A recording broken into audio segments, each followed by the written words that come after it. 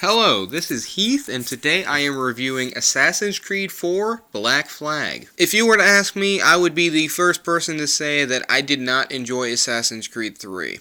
I thought it was an exercise in futility, it was the same thing over and over again, and not to mention, the main character, Connor, was one of the worst characters I have ever played in a video game. I struggled to make it through that game. I'm happy to say that I had nearly the complete opposite experience with this game, mainly because the assassins are not a major point of it. Your character, Edward Kenway, is a pirate first and an assassin second. In fact, for most of the game, he's not even an assassin. The first scene of the game is him killing another assassin and taking his gear and posing as him. In true pirate nature, his main focus is money. Any way he gets this, he doesn't care. The real world segments has you as a faceless and voiceless character going through Abstergo Entertainment, a new branch off of Abstergo Industries from the other games. As this character, you are going into an animus that is using Desmond Miles' memories from after the end of Assassin's Creed 3. And Edward Kenway is the grandfather of Connor and the father of Heath Kenway from Assassin's Creed 3. These references to Assassin's Creed 3 are few and far between, but it is nice to hear them every once in a while, especially with a satisfying ending cutscene. With the gameplay, it's the base Assassin's Creed gameplay, but they improved upon the excellent ship missions from Assassin's Creed 3.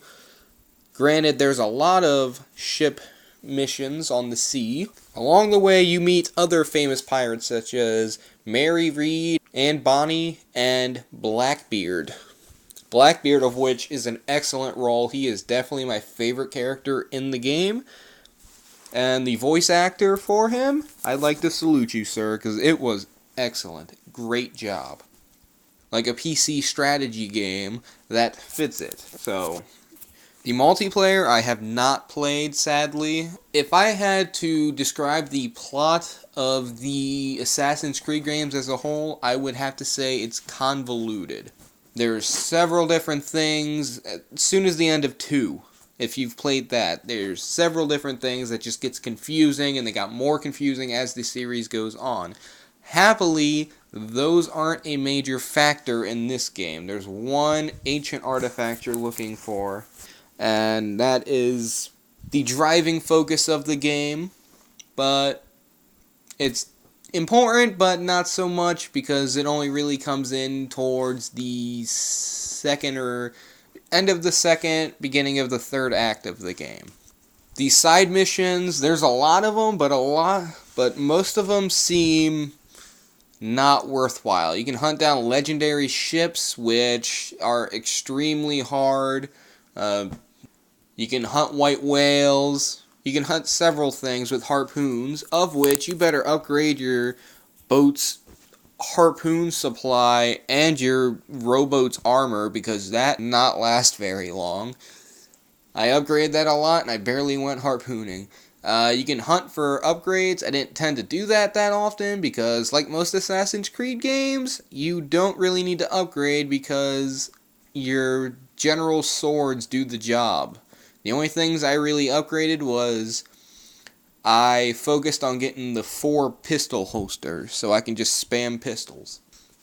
And all in all, the upgrade system, it's copied from Far Cry 3. You get it from hunting these certain animals. It's usually 2 skins of one animal for an upgrade, and it gives you a boost to, let's say, sleep darts, which is a little dart you shoot that puts people to sleep and they wake back up.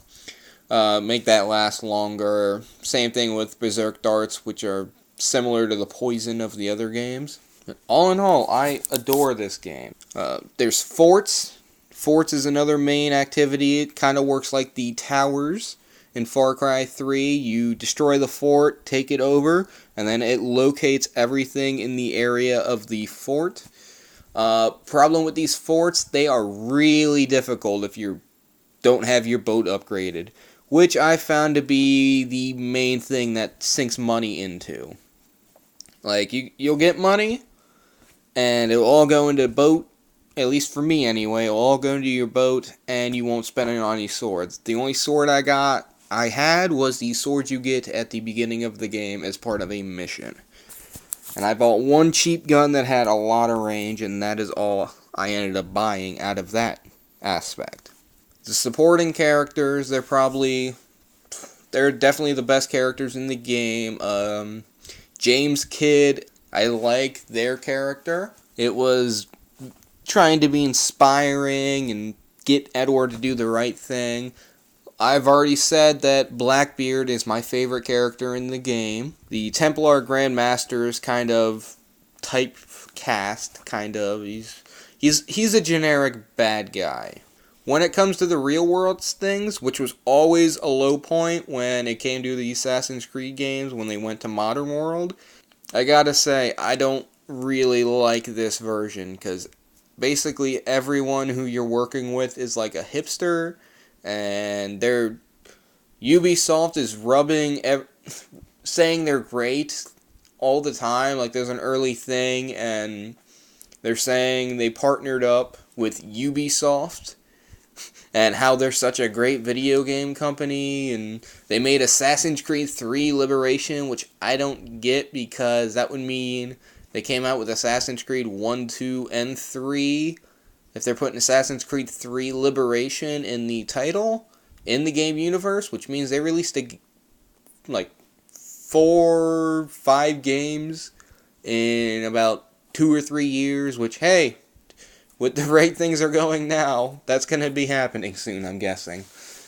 But there is a twist. Versions of the games says that the Templars are the better people than the Assassins, which is actually pretty interesting, because you can walk around the office and hack other people's computers, and it actually tells things from the Templar side.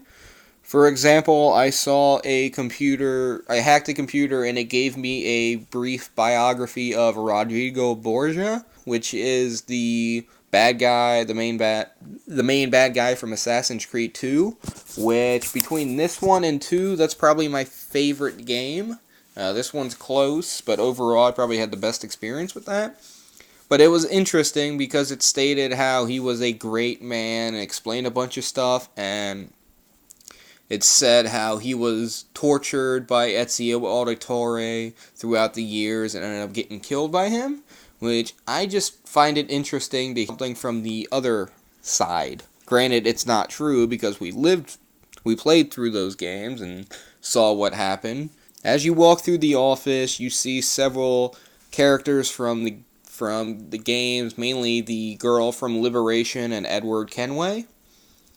And there's so many in-jokes to the real-life marketing. I'm not going to spoil it for you guys, but I was face-palming the whole way through the real world. I wasn't a big fan of the real world thing. But the sailing, you can find shanties for your sailors to sing, which granted get a little annoying after a while, but when you first hear it, it's great. You're just sailing along the ocean, which is a rather large map.